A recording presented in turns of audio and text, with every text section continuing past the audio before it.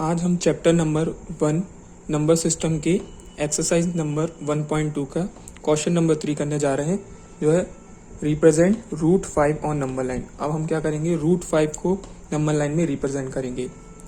तो उसके लिए भी हम जानते हैं कि किसका इस्तेमाल होगा, पाइथागोरस थ्योरम का। ठीक है, और पिछली वीडियो में मैंने बताया है कि हम पाइथागोरस थ्योरम का क्यों यूज़ करते हैं, क्योंकि हमने जितनी भी पहले के रिप्रेजेंट किए हैं, जैसे रूट 2 हो गया, रूट 3 हो गया, उसको हमने पहले से ही मैंने बताया कि जो भी रूट में पहले से होगा, जैसे रूट 2 रूट 3, वो पहले से ही हाइपोटेनियस के इक्वल होगा, मतलब हाइपोटेनियस के बराबर होगा। मतलब अब यहाँ पे रूट 5 लिखा है तो यहाँ पे हाइपोटेनियस की वैल्यू होगी रूट 5। ठीक है, तो जब हाइपोटेनियस की बात की जा रही है तो हाइपोटेनियस किसमें देखने को मिलता है, ट्रायंगल में, है ना। ट्रायंगल में होता है ना हाइपोटेनियस, ये ऐसा होता है हमारा हाइपोटेनियस। और जब हाइपोटेनियस पहले से दिया गया हो तो हमें क्या निकालना पड़ेगा, परपेंडिकुलर और बेस। तो जब हम परपेंडिकुलर और बेस निकालेंगे तब जाके हमारा पूरा ट्रायंगल हमें मिलेगा और हमारा रूट 5 हमें नंबर लाइन में दिखेगा। ठीक है, तो जब हाइपोटेनियस हमें पहले से गिवन है और परपेंडिकुलर और बेस नहीं दिया गया है तो हम किसका यूज़ करेंगे, पाइथागोरस थ्योरम का यूज़ करेंगे, जिससे हमें परपेंडिकुलर और बेस की वैल्यू मिलेगी। ठीक है, यहाँ पे हाइपोटेनियस है रूट 5, ये होता है हाइपोटेनियस। ठीक है, अब जब यहाँ पे परपेंडिकुलर और बेस की वैल्यू नहीं दी गई है तो पाइथागोरस थ्योरम लगेगा।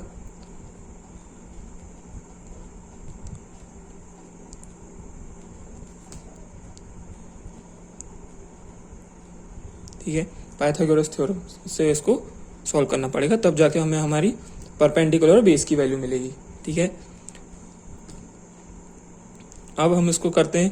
तो पाइथागोरस थ्योरम के लिए जब हमें हाइपोटेनियस दिया गया है तो इसके लिए पाइथागोरस का थ्योरम क्या होता है, h⁻² इक्वल्स टू परपेंडिकुलर की पावर 2 प्लस बेस की पावर 2, ये होता है कि नहीं। हाइपोटेनियस के इक्वल इसलिए उस तरफ है क्योंकि हाइपोटेनियस की वैल्यू पहले से दी गई है, इसलिए हाइपोटेनियस का स्क्वायर इक्वल्स टू परपेंडिकुलर का स्क्वायर प्लस बेस का स्क्वायर। ठीक है, अब ये होता है फॉर्मूला।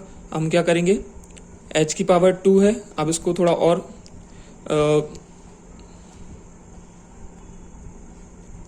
h⁻² है तो यहाँ पावर 2 हटेगी और यहाँ पे p⁻² प्लस b⁻², मतलब परपेंडिकुलर और बेस के ऊपर रूट लग जाएगा। तो h इक्वल्स टू कैसा हो जाएगा, परपेंडिकुलर का स्क्वायर प्लस बेस का स्क्वायर। ब्रैकेट के अंदर लिखना पड़ेगा क्योंकि ये दोनों रूट के अंदर आ गए, है ना। यहाँ से स्क्वायर स्क्वायर हटा तो यहाँ पे रूट लग गया, सिंपल। तो ये हमारा फाइनल फॉर्मूला है। अब इसके हिसाब से हमें परपेंडिकुलर और बेस की वैल्यू मिलेगी। ठीक है, तो हमें अब परपेंडिकुलर और बेस की वैल्यू फाइंड करना है। हाइपोटेनियस की पहले ही बताया था, दे दी गई है हमें। ठीक है, हाइपोटेनियस की वैल्यू हमें दे दी गई है, परपेंडिकुलर और बेस की वैल्यू निकालना है। तो हमें इस हाइपोटेनियस की वैल्यू से ही परपेंडिकुलर और बेस की वैल्यू मिलेगी। तो हाइपोटेनियस की वैल्यू क्या दी गई है, रूट 5। इसी रूट 5 से जो हाइपोटेनियस की वैल्यू है हमें परपेंडिकुलर और बेस की वैल्यू मिलेगी।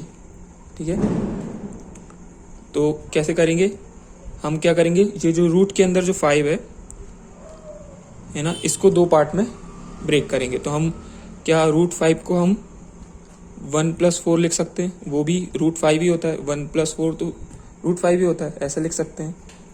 अब तो ये जो हमारा 1 है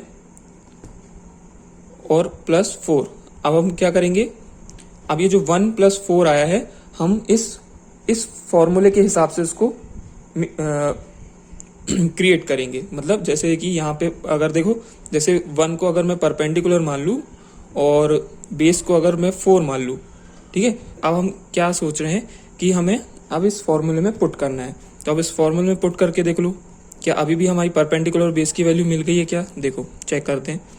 रूट 5 तो वही तो हाइपोटेनियस है ना, हाइपोटेनियस इक्वल्स टू रूट में परपेंडिकुलर का स्क्वायर, मतलब परपेंडिकुलर क्या माना है, 1 का स्क्वायर, तो 1 के स्क्वायर में तो कोई टेंशन नहीं है, प्लस बेस क्या है 4, मतलब 4 का स्क्वायर। अब देखना क्या होता है। अब इसको जब सॉल्व करेंगे तो वन, क्या ये रूट क्या, तो जब हम इसको सॉल्व करेंगे तो क्या ये √5 के इक्वल आएगा क्या? देखो √5 इक्वल्स टू 1 का स्क्वायर तो 1 होता है, और 4 का स्क्वायर क्या होता है? 16। ठीक है, 4 का स्क्वायर 16, तो ये क्या आ रहा है? √17। √5 इक्वल्स टू ये क्या आ रहा है? √17। तो ये क्लॉज हमारा रॉन्ग हो गया, हुआ कि नहीं? क्योंकि क्या है, हमें 1 का स्क्वायर तो ठीक है, लेकिन जो ये 4 है, हम 4 का स्क्वायर रखेंगे तो ये तो डबल हो जाएगा, तो ये √5 के इक्वल तो आएगा नहीं। तो हमें फिर 4 को भी इस तरह से लिखना है कि इसकी पावर भी हो और 4 भी आ जाए, है ना, इसकी पावर भी हो 4 भी आ जाए। मतलब कहने का मतलब ये है कि √5 है ना, ये तो हाइपोटेनियस है, इक्वल्स टू परपेंडिकुलर का स्क्वायर, मतलब परपेंडिकुलर तो 1 है, ठीक है, उसको तो 1 तो लिख देंगे, परपेंडिकुलर 1 का स्क्वायर तो 1 ही होता है, उसमें कोई टेंशन नहीं। ये जो बेस है ना, बेस है जो 4 है, इसको हम 4 का स्क्वायर ना लिख के 2 की पावर 2 लिख सकते हैं क्या? है ना, 2 की पावर 2 भी तो 4 ही होता है ना, है ना, 2 की पावर 2 भी तो 4 ही होता है। अब इसको हम सॉल्व करके देंगे तो √5 आ जाएगा, बिल्कुल आ जाएगा। तो √5 इक्वल्स टू 1 की पावर क्या होता है? 1, 2 की पावर क्या होता है? 4। ये देखो ये आ गया। तो हमने क्या किया, 4 को कुछ इस तरह से लिखा कि उसकी पावर भी आ जाए, पावर भी आ जाए, और उसका जो सब जब हम उसको सॉल्व करें तो 4 भी आ जाए। तो 2 की पावर 2 को हम 4 लिख सकते हैं, बिल्कुल। तो 1 + 4 क्या हो जाएगा? 5। तो √5 इक्वल्स टू 1 + 4 क्या हो जाएगा? √5। ये एकदम इक्वल है, मतलब ये हमारा जो क्लॉज है, ये जो हमने बनाया था 1 का स्क्वायर + 2 का स्क्वायर, ये बिल्कुल राइट निकला। ठीक है, तो हमने यहाँ पे क्या गलती करी थी कि हमने 5 को 2 पार्ट में तोड़ा, 1 + 4, है ना, तो और सीधे सीधे इसी को ही परपेंडिकुलर और बेस मान लिया। तो सीधे सीधे हमने इस फॉर्मूले में पुट किया। जब हमने इस फॉर्मूले में पुट किया तो 1 का स्क्वायर तो ठीक था, लेकिन अब 4 का स्क्वायर भी लग दिया एज अ बेस, तो क्या हुआ? 1 का स्क्वायर 1 और 4 का स्क्वायर क्या हो गया? 16। तो ये इसके इक्वल आ ही नहीं रहा था, मतलब इस फॉर्मूले के इक्वल बन ही नहीं रहा था, है ना। तो हमने क्या किया यहाँ पे, हमने बस कुछ नहीं किया, 1 की पावर 2 प्लस 2 की 4 को हमने क्या लिख दिया? 2 की पावर 2 लिख सकते हैं ना, बिल्कुल। 4 को हम 2 की पावर 2 भी लिख सकते हैं, जैसे बेस की पावर 2 वैसे ही वहां पे 2 की पावर 2, मतलब 2 की पावर 2 भी क्या होता है? 4 होता है। ठीक है, तो अगर आपको कहीं डाउट हो इसमें कि हमने 4 को भी देखो, 4 को भी रख के देख लिया, तो क्यों हमने 2 की पावर 2 लिया, तो वो भी मैंने यहाँ पे प्रूफ कर दिया। सिर्फ इसलिए इतना लंबा मैंने आपको समझाने की कोशिश करी, बल्कि तो यहीं पे आप सीधे सीधे, मैं चाहता था यहाँ लिख देता कि 1 का स्क्वायर प्लस 2 की पावर 2 लिख देते तो ऐसा वैल्यू मिल जाती, लेकिन मैं थोड़ा चाहता था कि आपको क्लियरिटी से समझाओ कि ऐसा क्यों करते हैं। ठीक है, तो 1 की पावर 2 है ना, मतलब परपेंडिकुलर की पावर 2 प्लस बेस की पावर 2 मतलब 2 की पावर 2, मतलब जब इसको हम 2 की पावर 2 को 4 लिख सकते हैं, 1 की पावर 1 तो 1 होती है। ठीक है, तो मतलब ये जो हमारा आया है 1 की पावर 2 और 2 की पावर 2, यही हमारी परपेंडिकुलर और बेस की वैल्यू है। मतलब एक बार और अच्छे से लिख दूं तो √5 इक्वल्स टू 1 का स्क्वायर प्लस 2 का स्क्वायर। तो ये देखो, ये वाला, ये बिल्कुल हमारे जो हमने ये जो फाइनल फॉर्मूला था हमारा पाइथागोरस थ्योरम का, वो ये बिल्कुल उसके इक्वल है। ठीक है कि नहीं? हमें इसी के इक्वल तो बनाना था। ठीक है, अब यहाँ पे देखो, तो 1 हमारे क्या हो गया? परपेंडिकुलर, और बेस क्या हो गई हमारी? 2। ओके, बेस क्या हो गई हमारी? 2 हो गई। तो हमें हमारी तीनों वैल्यू मिल चुकी है, जिसमें हाइपोटेनियस तो पहले से गिवन था √5, और पाइथागोरस थ्योरम का यूज करके परपेंडिकुलर की वैल्यू हमने 1 निकाल ली, और बेस की वैल्यू हमने 2 निकाल ली। बस अब इसका यूज करके यहाँ नंबर लाइन में प्लॉट करेंगे, यहाँ पे एक ट्राइंगल बनाएंगे, और ट्राइंगल से √5 को नंबर लाइन में प्लॉट करेंगे। जल्दी से इसको प्लॉट कर देते हैं। यहाँ पे लाइन खींच लेता हूँ मैं।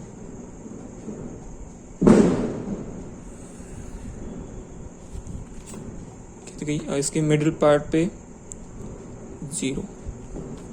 ठीक है, अब इसके डिस्टेंस बना देता हूं मैं। डिस्टेंस बनाने के लिए पिछले आप लोग को तो पता ही हो कैसे करते हैं।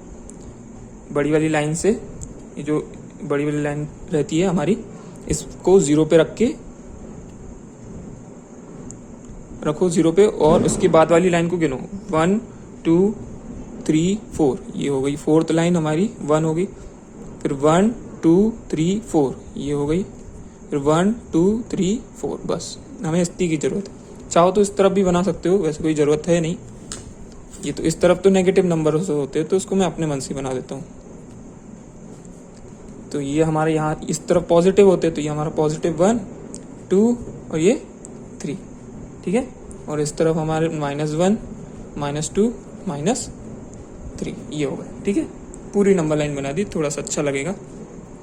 अब क्या करूँ जल्दी से, अब इसके बाद पता ही क्या करते हैं, 90 डिग्री का एंगल बनाने के लिए प्रोटेक्टर का यूज़ करेंगे। 0 पे रखेंगे, 90 डिग्री का एंगल बनाएंगे। ये जा रहा है, ये जो हमारा जा रहा है सीधी लाइन, ये 90 पे पॉइंट कर रही है। ये देखो, ये सीधे में परपेंडिकुलर, आपको पता है ये सीधा बनता है बेस से एकदम परपेंडिकुलर। ये हमारा परपेंडिकुलर बन गया 90 डिग्री एंगल का, ठीक है। इससे लाइन खींच लेते हैं, इसी से खींच लेते हैं। तो ये अभी हमारा परपेंडिकुलर बन गया, परपेंडिकुलर बन गया। और बेस क्या है, बेस क्या है 2 है, तो 2 है हमारा बेस।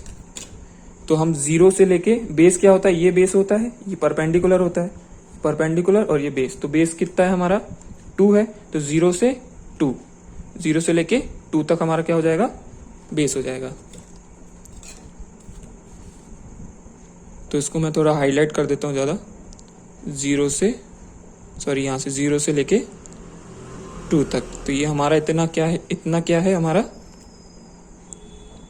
ये हमारा बेस है, बेस 2, ठीक है, ठीक है। ये हमारा बेस 2 हो गया। अब क्या, अब ये हमारा बेस तो एकदम 2 आ गया, तो ये क्या परपेंडिकुलर 1 लग रहा है क्या, इसको परपेंडिकुलर को हमें 1 करना होगा।